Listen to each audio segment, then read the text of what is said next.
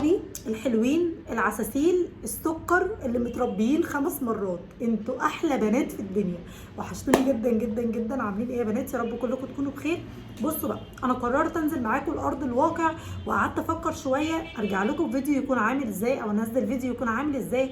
لقيت في منتج محدش فينا اتكلم عنه، ومنتج مفيش بنت فينا ما بتستغناش عنه، وهو المنتج الرئيسي والراعي الرسمي لمكياجنا كلنا، وهو التنت.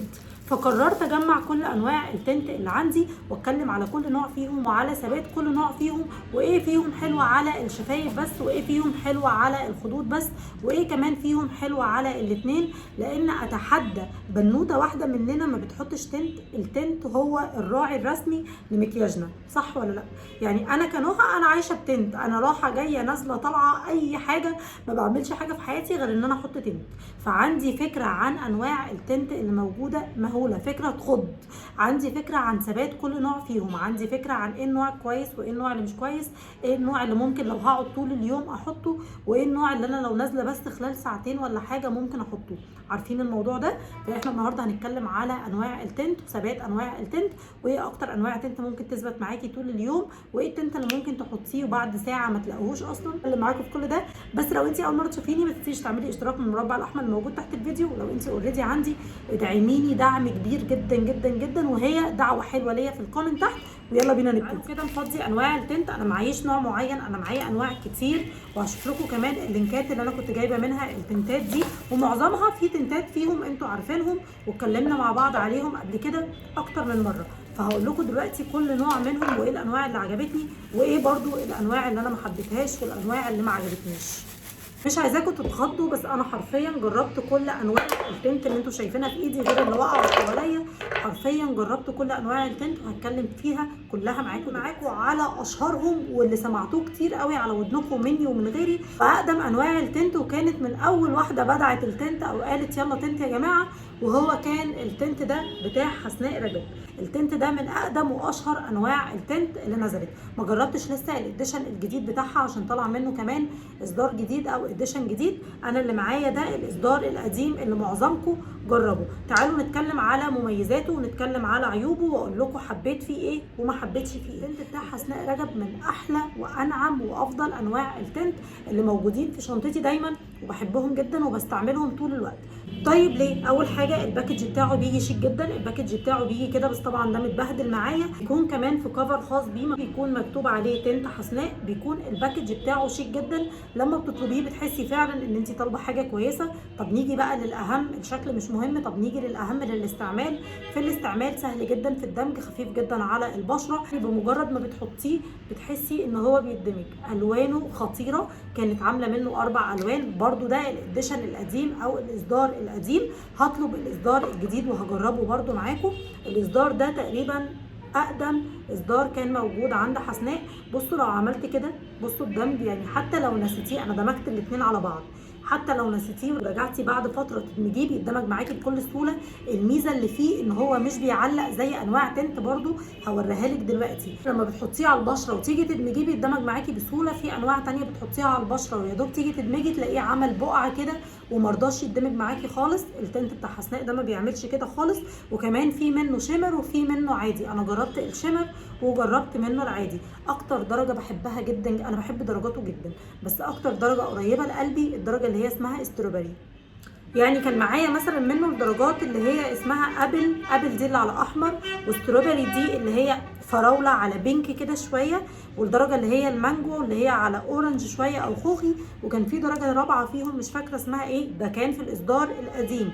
سيبوكم الدرجات لغايه ما نجيب الاديشن الجديد ونجربه مع بعض. تعالوا دلوقتي اوريكم الدمج بتاعه عامل ازاي، واقول لكم كمان هو انا تقريبا، بصوا الاستروبري ده حرفيا انا مخلصاه، واقول لكم كمان عيبه ايه.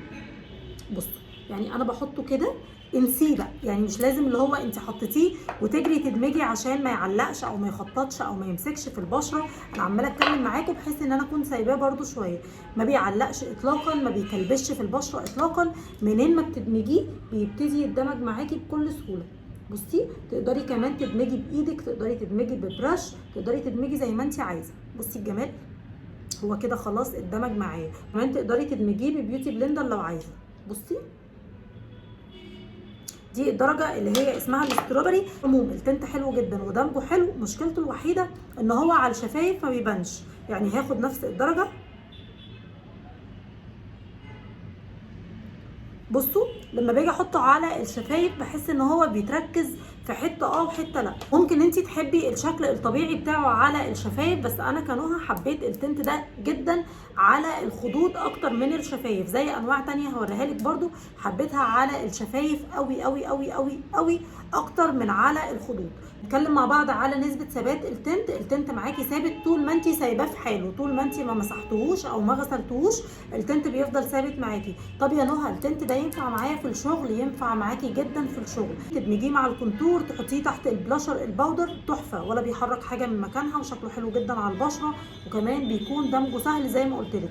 من افضل واحسن انواع التنت اللي جربتها كان التنت ده من حسناء. طيب نيجي للتنت اللي وراه على طول، وحرفيا حبيته جدا جدا جدا. التنت ده اللي هو اسمه لولي تنت. التنت ده من احلى انواع التنت اللي انا حرفيا جربتها في حياتي وحبيتها جدا. ولما كنت بروح في اي حته كنت طبيعي باخد التنت ده معايا في شنطتي. التكستشر بتاعته حلوه جدا، برده دمج حلو جدا، الوانه اقوى شويه او اتقل شويه. برده بيجي هو 4 الوان، ده البينك وده البلوند. البلوند ده بعمل بيه الكونتور، وكمان ده الاحمر وده الاورنج. تعالوا كده نستعمل نفس الدرجه اللي احنا استعملناها. احنا كنا مستعملين هنا استروبري، تعالوا نجرب التنت بتاع لولي الدرجه برده اللي تعتبر بينك شويه. بصوا هحط منه شويه كده، وهبتدي ادمج برده بالراحه جدا. اولا ريحته خطيره، دمجه سهل جدا، الوانه قويه قوي قوي قوي قوي. ما كانش خالي خالص، بيجيلك في الباكج ده مكتوب عليه لولي. كنت عامله لكم برده عنه ريفيو قبل كده، من انواع التنت اللي انا بحبها جدا. بصوا التنت ناعم قوي ودرجاته تجنن. تقريبا 4 درجات ومعايا منه ال4 درجات. تعالي كده سريعا اوريهم لك. دي الدرجه بتاعه الكونتور هي الاورنج اهي، وراها الدرجه اللي هي الاحمر اهي، واخر درجه معانا اللي احنا حاطينها دي الدرجه اللي هي البينك. دي درجاته كلها بعيده عن بعض، دمجه حلو جدا جدا جدا، نسبه ثباته قمر. بصوا كمان يعني انا لو جيت ادمجهم كده على بعض هيتدمجوا معايا بكل سهوله، ما بيلطش ما بيعلقش، ثباته حلو جدا جدا جدا. بقى دول هيكونوا معانا التنتات اليوميه اللي هي ممكن نحطها على الخدود ويكون شكلها لطيف جدا معانا. طب انت يا نهى بتحبي ايه اكتر نوع تنت تحطيه على شفايفي؟ شفايفي مش خدودي.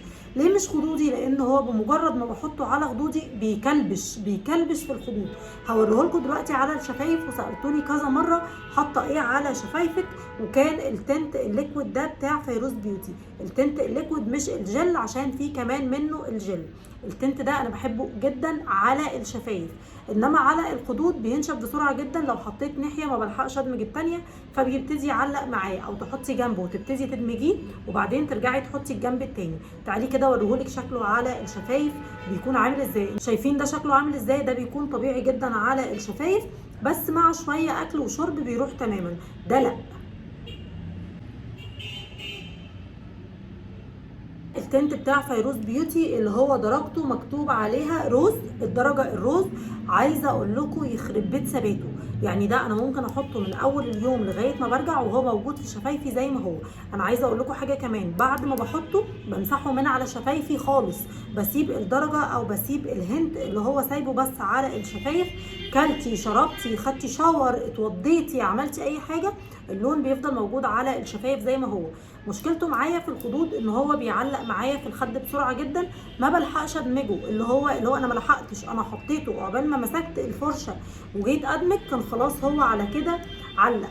يعني هو مثلا كده هحط نقطه اهي، وعقبال ما بقفل الازازه بتاعتي واخد الفرشه عشان ادمج، كيستي هنا هتلاقي مكان النقطه. فعارفه لما بكون حاطه النقطتين وادمج ناحيه واجي ارجع ادمج الثانيه بيكون معلق. بس انا بعرف اتصرف معاه وبحبه جدا، وبحبه اكتر في الشفايف زي ما قلت لكم. بصوا بقى كمان لما بمسحه من على الشفايف خالص،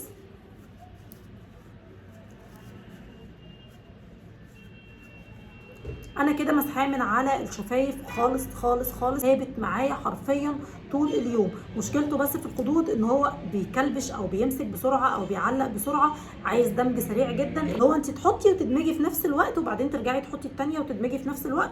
بس انا حرفيا ساعات نفس الوقت ده ما بلحقهوش من كتر ما هو بيكلبش، فالكلبشه دي بتكون خطيره في الشفايف، بيثبت معاكي طول اليوم. بعد كده للتنت اللي جربته وخدته معايا للمصيف ونزلت بيه بحر ونزلت بيه بسين وكان نينجا معايا، وعملت لكم فيديو او عملت لكم عنه ريفيو وانا في المصيف السنه اللي فاتت. كان التنت ده بتاع سما هلال. التنت ده ثابت جدا جدا جدا. انا بوريكي كذا نوع وانت تقدري تختاري، بس في انواع زي ما قلت لك حلوه جدا على الخدود ومش احسن حاجه على الشفايف، وفي انواع حلوه جدا على الشفايف ومش احسن حاجه على الخدود. تكوني من البنات اللي بتحب تحط التنت على خدودها وما بتحبش تحط تنت على الشفايف والعكس.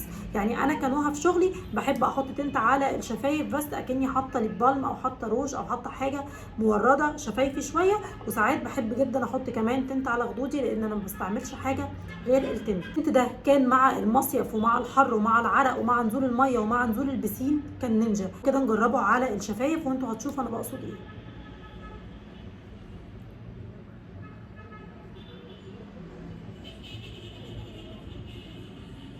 مسوحه من عليه مش عارفه الدرجه ايه.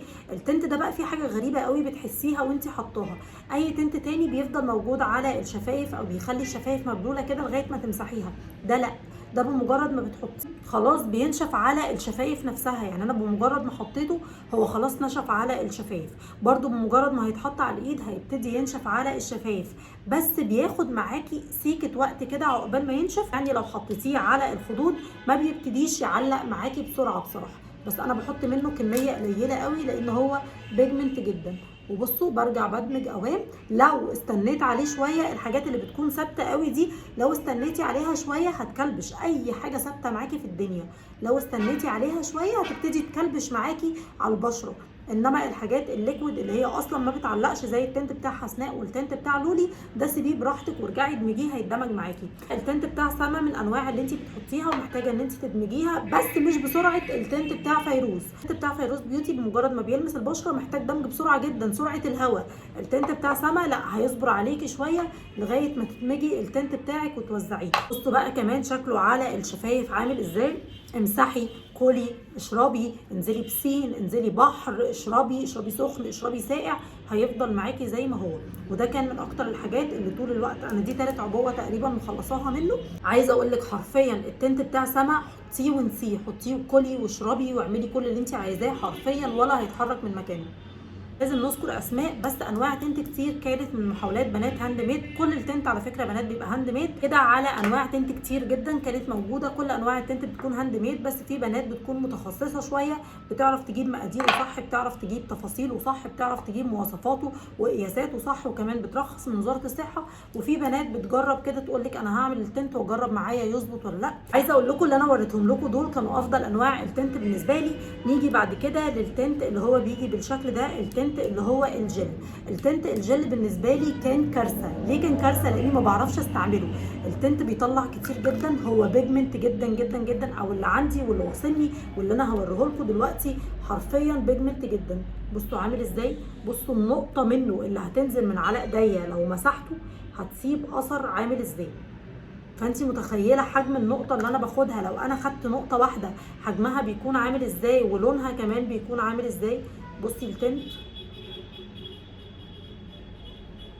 بصوا درجة اللون وقوة اللون، اقوى درجة لون ممكن تشوفوها. فمعرفتش استعمله لان هو النقطة واحدة منه انا مش عارفة اوديها فين، فبلاقي نفسي عاملة كده. التنت الجل تقيل جدا جدا جدا وقوامه كمان تقيل جدا، في نفس الوقت ثباته حلو جدا والبيجمنت بتاعه حلو جدا. بس هو ممكن العبوه بتاعته اللي عايزه تتغير، لان العبوه بتاعته انا باخد منه اقل من بامب. اقل من بامب بقى بتعمل معايا كل اللي انتوا شايفينه في ايديا ده. بصوا انا عملت ازاي من غير ما احط. بص ايدينا، بصوا بقى، بصوا ثباته عامل ازاي، ثابت جدا جدا جدا جدا جدا، بس برضو محتاج دمج سريع جدا جدا جدا. لانه بصوا هو بمجرد ما ثبت هو ثبت مكانه، انتوا شايفين. يعني انا لو هوزع اي توزيع تاني مش هيتحرك معايا ولا اي حاجه، حتى الحواف بتاعته او الاطار بتاعه بيكون واضح كده. ده اللي انا بتكلم فيه في انواع التنت اللي بتكلبش على البشره، بتبقى نفس البقعه دي بس بقعه اقل. ده بيكون محتاج منك دمج سريع جدا. انما احنا لو هنتكلم على البيجمنت حرفيا انا ممكن اقعد لبكره بالمنظر اللي انتوا شايفينه ده. كان التنت الجل من عند فيروز بيوتي. انا بحب التنت الليكويد اكتر، انا كنوها في شنطتي دايما بفضل التنت الليكويد، بيكون سريع معايا، بيكون دمجه سهل، ما بيعلقش معايا، ما بيوصلنيش للموضوع ده او مش هيوصلني ان هو يخلي بشرتي بقعه كده. طب هل يا نهى التنت الجل وحش؟ لا بالعكس، التنت الجل حلو جدا وبيجمنت جدا زي ما انت شايفه، بس انا ما بحبش التنت اللي هيكلبش في وشي مره واحده، بحب التنت اللي يديني فتره ان هو يتدمج. دلوقتي قلت لكم على الانواع اللي بتبتدي تكلبش على طول، والانواع اللي بتاخد معاكي فتره شويه عشان تتدمج. في بقى انواع تانية ظهرت مؤخرا، بنات كتير عملتها وبنات كتير قوي لجأت لفكره الهاند ميد وقالت لك خلاص احنا نعمل شويه تنت وخلاص، نجيب شويه لون طعام ونحط عليها شويه ميه ورد ويبقى تنت ونبعت للبلوجر يجربوا ونبعت للناس تجرب. لا يا جماعه، المواضيع دي بتكون معموله بمواصفات معينه وبقياسات معينه وبمقاييس معينه، وناس كتير تعبانه على المنتج وناس كتير مرخصه من وزاره الصحه، ناس كتير فعلا المنتج بتاعها يستاهل التجربه. لو انت المنتج بتاعك يستاهل التجربه انا ما عنديش مشكله ان انا اجرب اي منتج ده على راسي، بس تسيبيني اقول رايي بمنتهى المصداقيه. لك المواصفات اللي بالنسبه لي انا كنوها بتعرفني التنت حلو ولا لا.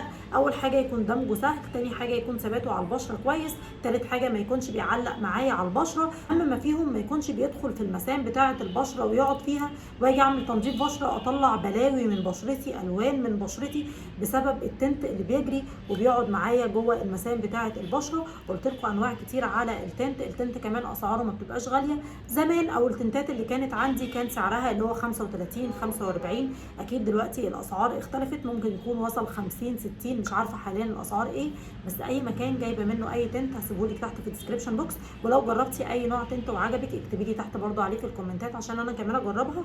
ودي افضل انواع التنت اللي انا جربتها الفتره اللي فاتت، وفي انواع كتير جدا ما عجبتنيش، مش لازم اصلا ان احنا نتكلم عليها. انا قلت لك على افضل انواع التنت اللي ممكن تجربيها وعلى ضمانتك كمان تعرفي نوع التنت بتاعك ازاي. اهم حاجه التنت بتاعك يكون شكله عامل ازاي على البشره، دمجه بيكون عامل ازاي، ريحته كمان عامله ازاي، الباكج بتاعه كمان عامله ازاي. طالما هتدفعي فلوس في منتج ادفعي فلوس في المنتج الصح. وبس كده، يا رب تكوني استفدتي من الفيديو ده. والبنات اللي بتحب التنت وثبات التنت، قلت لك على التنت اللي ممكن يقعد معاكي لنص اليوم، وقلت لك على كمان التنت اللي ممكن يقعد معاكي لطول اليوم، وقلت لك على التنت الحلو في الخدود، وكمان قلت لك على التنت الحلو في الشفايف. وده بقى شكلي بعد الفيديو بتاع التنت، ويا رب الفيديو يكون عجبك. استفدتي بالفيديو ما تنسيش تدعميني باللايك والشير وسبسكرايب وتسيبي رايك في الكومنتات، وبوصه ودعوه تحت في الكومنتات. اشوفك على خير فيديو جديد ان شاء الله.